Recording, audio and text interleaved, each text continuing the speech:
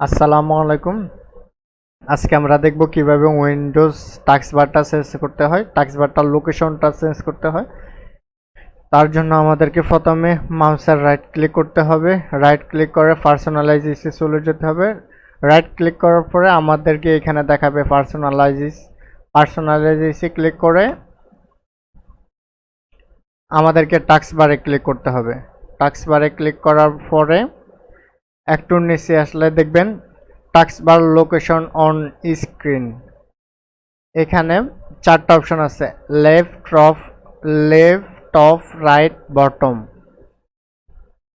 আপনি যদি left click করেন তাহলে এদিকে চলে যাবে, টপে হলে উপরে উঠে যাবে, রাইট হলে ডান দিকে চলে যাবে, আর বটম হলে নিচে চলে যাবে।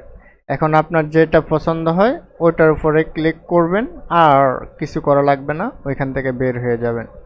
এখন আমার দরকার হচ্ছে বটম, তাই আমি বটম দিয়ে দিলাম, বটম দিয়ে আমি ক্যান্সেল দিয়ে দিলাম, এটা বটমে চলে আসছে। এতটুকুই সিম্পল একটা কাজ, অনেক সময় আমরা খুঁজে পাই না, তাই আমার এই ভিডিওটা করা। ভিডিওটা ভালো লাগলে অবশ্যই সাবস্ক্রাইব করে দেবেন আমার চ্যানেলটা, আর বেল আইকনটি প্রেস করে আমার সাথেই থাকুন। ধন্যবাদ।